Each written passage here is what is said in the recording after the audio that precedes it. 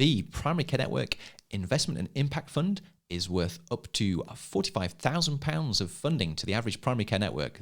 This money can be reinvested to support care, the primary care network and practices, and will probably be used to measure the success of primary care networks and their members. So it's a really important area to get your head around. So without further ado, let's look at the Network Contract Directed Enhanced Service Investment and Impact Fund 21-22 guidance from NHS England. Let's roll.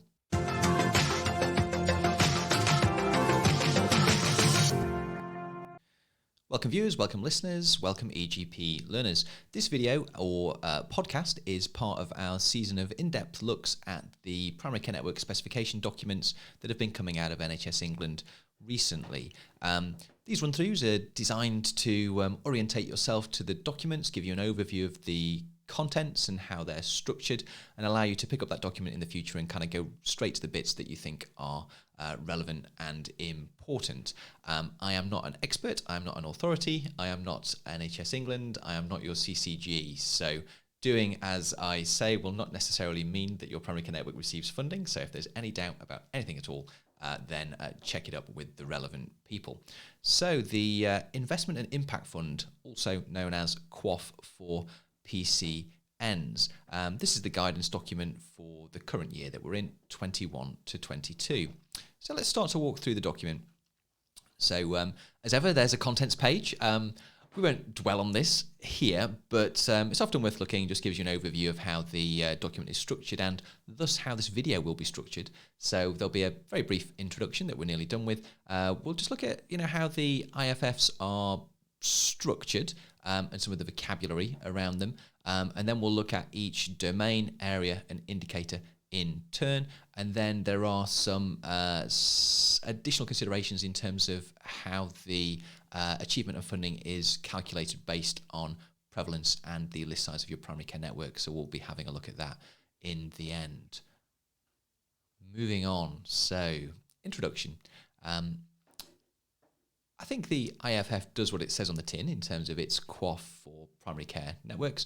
An important consideration that it's just highlighting here for us is that actually in order to draw down the funding, not only will the primary care network need to achieve in the areas and domains and indicators, but they will also have to confirm in writing that the monies awarded will be reinvested in a certain way within the primary care network. So you can reinvest this money in improving health and saving lives. So they give the example of improving your flu uptake program, for example. You can improve the quality of care for people with multiple morbidities. The example they give is increasing referrals to social prescribing services, or you can spend this money to make the NHS more sustainable, which sounds fairly broad. So I think as long as you're using the money for something that is productive and not using it to support other areas of the business, not contributing to those objectives, then I think you should be pretty safe actually. So hopefully CCGs will allow a fair amount of flexibility in terms of how this money is spent. The introduction also just highlights that this is £150 million of money going through the IFF project in the first year, and that this will increase to 225 in the final years. 225 then to 300 in the final years of the primary care network initial project duration. So, scrolling onwards and downwards. So the structure of this fund. So there are three key tables in this document, and really those are the things to focus on, because once you understand the language and what they're trying to convey, that's where you can get all the information you will ever need going forwards. So the IFF indicator is structured in terms of there are domains, and currently there are 2 domains. There may be more domains added as we move through to later years, and each domain is then subdivided into areas, and then each area can have several specific indicators. So just to go through this table, just so we've articulated for those people listening and not having a copy of the document to hand or watching the video, get a handle on what we're talking about. So there are 2 domains. The first domain is prevention and tackling health inequalities, and that contains 2 areas, prevention and another area called tackling health inequalities. And in the prevention area, There are this year 3 indicators, and one of the indicators is about is connected to the percentage of patients aged over 65 who have received a seasonal flu vaccination that year. The second indicator applies to the percentage of patients 18 to 65 in a clinically at-risk group who received the influenza vaccine. And the third and final indicator in that area is related to the percentage of children aged 2 to 3 who receive a seasonal influenza vaccination. The next area in the prevention and tackling health inequalities domain is tackling health inequalities, and there is currently just one indicator in there, and that's the indicator encouraging us to get or achieve a learning disability health check and have a completed health action plan for all of those people aged over 14 on our learning disability registers. The second domain is providing high quality care, split into 2 areas, personalised care and access. Personalised care has one indicator, which is the percentage of patients referred to social prescribing. And the other area is access. And this indicator is asking us to confirm by the 30th of June, that's coming up very soon, if it hasn't already passed when you're watching this video. And by that date, all practices should have mapped their appointment ledger and slot types to the new nationally mandated appointment categories. And this will allow the NHS to monitor activity within primary care. We've debated the pros and cons of this elsewhere, and I'm sure you can find some videos about that in EGP Learning. But this indicator will support with some funding that action. Moving through the document. These pages really just explain a little bit more about the indicators and how they're paid, really. So indicators can either be binary, so that's an all or nothing indicator, so it's either done or it's not, or standard. And this is very similar to QOF, really, where you achieve a percentage of the expected performance against the indicator, and there is a sort of a lower value at which payment for that indicator begins, and a higher value at which or beyond which additional performance does not yield additional funding, although it may be recognised in other ways. And obviously, it's really good to push those performance envelopes.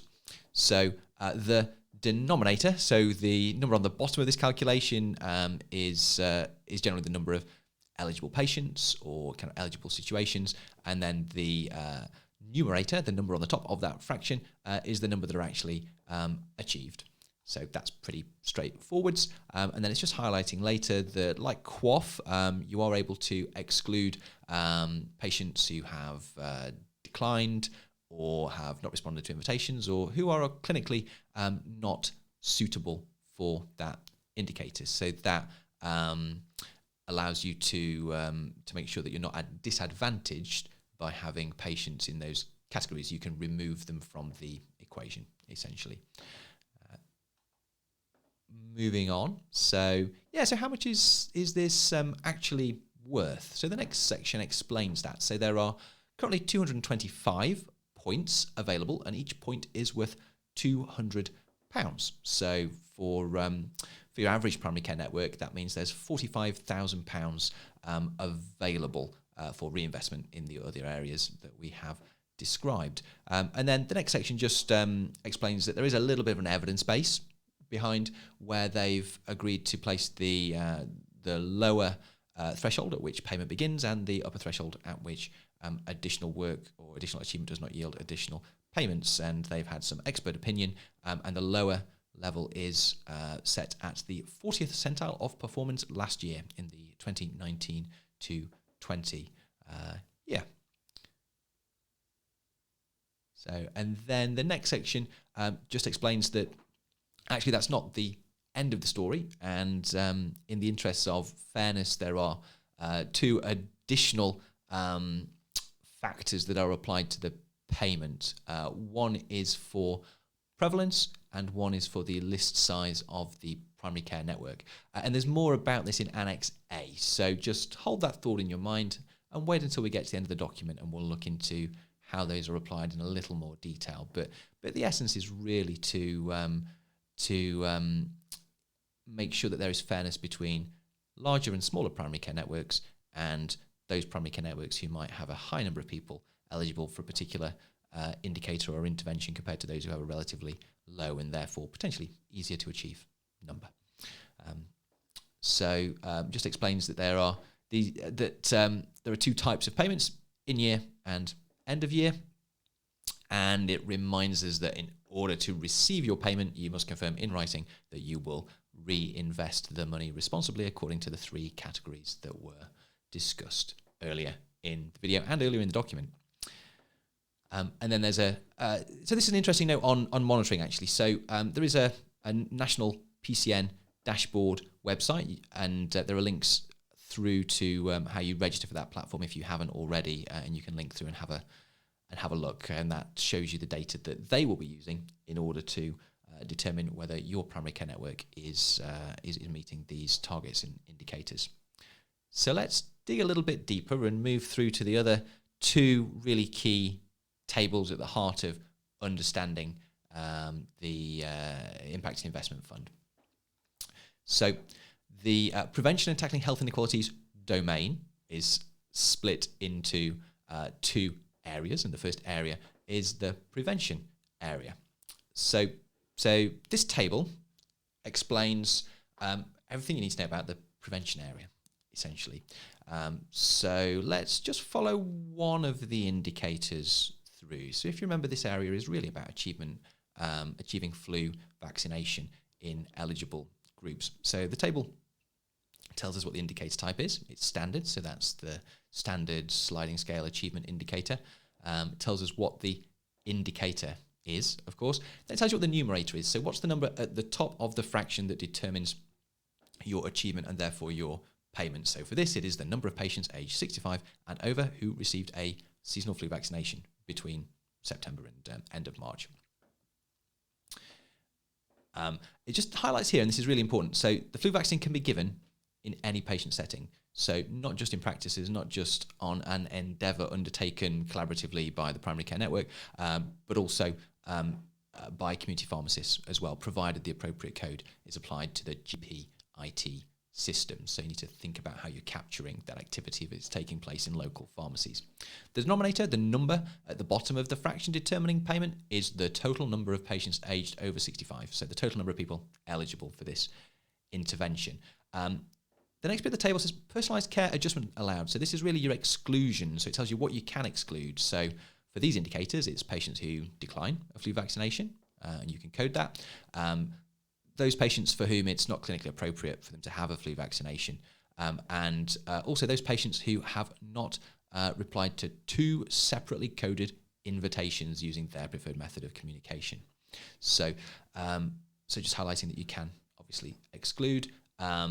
This is an upwards direction threshold. So for thresholds, for indicators introduced in the future, a higher number may not necessarily be better, but for most of these, that's the case. So it's an upwards desired direction. And that tells us what the upper and lower threshold is. So the upper threshold, above which no additional payments are made, so this is really the target, is 86% for this indicator. And then the lower threshold at which payment begins is 80%. So the funding available for this indicator is awarded on a sliding scale between 80% and 6%. So for example, if you achieve 81%, you've achieved one of the 6% available, so you get 1/6 of the funding. That's my understanding of how this works. It is a little bit complicated, but I understand that's how it's paid. The next page continues this quite long table and tells us the points available for each area. So this can be a helpful guide to look at where to invest your efforts, at least initially, in terms of where it will have the most impact. And that's going to be a pragmatic business discussion, or decision within your primary care network and across your practices. But this particular, the over 65s attracts 40 points, £8,000. The The under 65s, but in an at-risk group, is 88 points. That's 17,600. And the children aged 2 to 3 is 14 points, or £2,800. The additional information section on these tables is really useful, and actually this one is highlighting an important point. So what NHS England are trying to do here is structure the incentives for flu vaccination to encourage collaboration between primary care networks and community pharmacies. So it's saying that this runs in parallel and doesn't replace the pharmacy quality scheme payments for vaccinations. So they're really trying to encourage us to collaborate. And if you remember, the payment for the for this indicator is paid irrespective of where the vaccine is given. So it could be given in community pharmacy, and provided it's coded in the GP record system, the PCN would still receive funding for it. However, it's important to note that the direct enhanced service for delivery of flu vaccinations in surgery or in community pharmacy still exists. So there's still maybe a little bit of a battle for where these vaccinations are given, with the GPs vying with the community pharmacists for the £10.06 for delivering the vaccination. So that continues, and it'd be interesting to see if that hampers these efforts at collaboration. I'd be interested to see if they can come up with a better way perhaps to structure the incentives in future if what they want is collaboration. The next area is tackling health inequalities. So this is the area encouraging health checks and completed health action plans for those on the learning disability aged 14 or over. So this table is structured in a very similar way to the one above. Tells us the numerator, so that's the number of health checks and action plans achieved for eligible patients, and the denominator, the number of eligible patients, and personalised care adjustment allowed. So this is your exclusions. So when a patient refuses the offer of a learning disability health check, they can be excluded. So that's helpful. Higher numbers are better. It's an upward direction indicator. And the lower threshold at which payments begin is 49%, and the upper threshold is 80%. And there are 36 points available for this indicator, which is equivalent to £7,200 for the average typical primary care network. In the additional information section, there are links to all sorts of quite helpful supporting information and guidance from NHS England, but also various charities, RCGP, and other people who work in the space of learning disability. So it's a really helpful section. The next domain is the providing high quality domain, and there's two areas and two indicators, one in each area for this. So the first area and the first indicator is in the area of personalised care, and a very similar table explains this. So what are we trying to do? What's the numerator? So it's the number of patients referred to social prescribing, so to our social prescribers in the primary care network, between the start and finish of the business year, April to March. And the denominator, the number at the bottom, is the PCN list size. There are no exclusions for this indicator. So if you offer it and people decline it, no, that's not an exclusion. It's just the number of referrals and the number over the list size of the primary care network.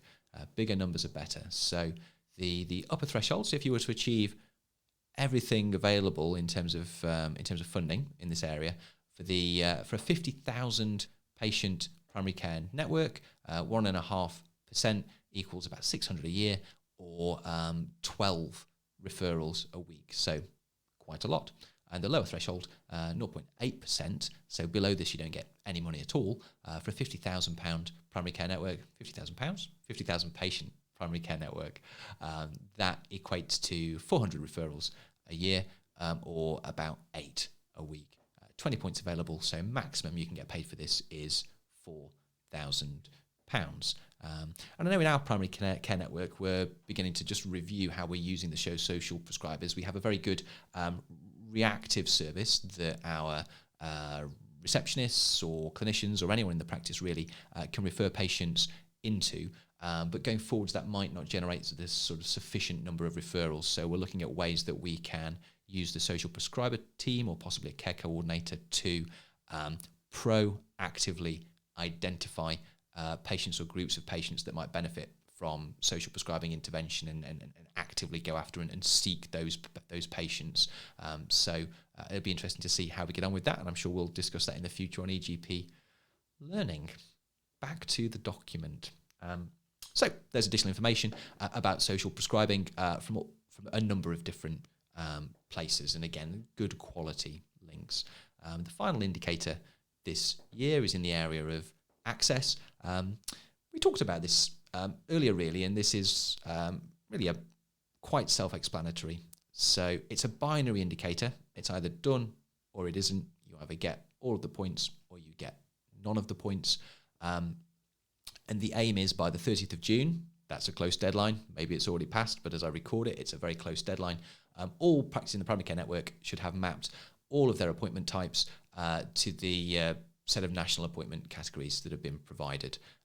And it does signpost and link to some helpful information that will help your practice managers or data persons within your primary care network or practices achieve that. So, as promised, as we approach the end of the video, we're going to look at Annex A and just spend a little bit more time with the prevalence and list size adjustments. And I think this is quite a sensible principle, really, that aims to address potential issues of fairness in funding where primary care networks differ significantly. So some primary care networks are smaller than others by a significant amount, and some have significantly different populations from the average primary care network population. So the first adjustment that is applied is the prevalence adjustment. So essentially for any given indicator, this seeks to compensate for how your primary care network differs from the average primary care network. So the number at the bottom, the denominator for this applied factor is the eligible patients in the average primary care network for England, and the number at the top is the eligible patients for your primary care network. So your coding is really important in terms of how you achieve this indicator. So if you've got 50% more people over 65 than the average primary care network, then you will get 150% of the funding. You'll be uprated in terms of the funding received for that area. And if you've only got 50% of the national average people over 65, well, you just get 50% of the funding for that area. The principle is that if you've got more patients in a category, then more effort and more activity is required to reach the same percentage achievement for that indicator. Therefore, actually, the funding received should be different. So that sounds fairly sensible.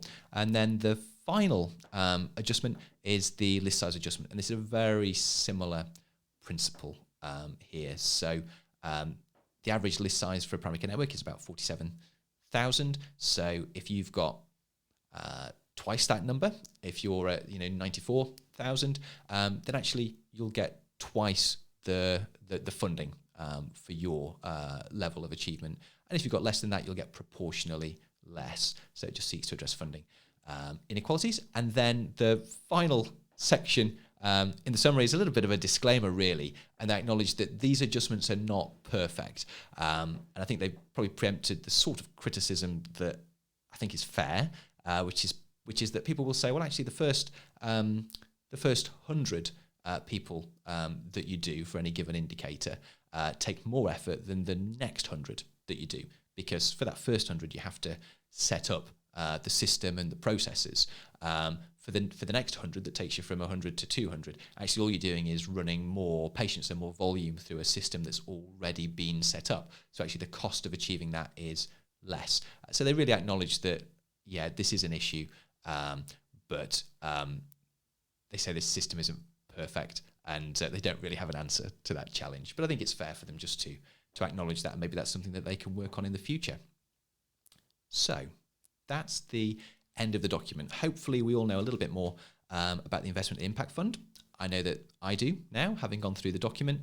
Obviously, go away, think about the implications. Hopefully you're more prepared to have discussions within your primary care network. Do turn to the original document that I've been going through. Hopefully, having gone through it with me, it'll be a little bit more accessible. You can jump straight to the tables, jump straight to the bits that are most useful for you. So that concludes today's episode. Obviously, we're doing a number of these episodes and run-throughs of the new crop of primary care network documents, so have a look out for those, and all the other content on EGP Learning. And thanks very much for staying with me right to the end. Hopefully it wasn't too dry. All the best, and see you in the next video. Goodbye.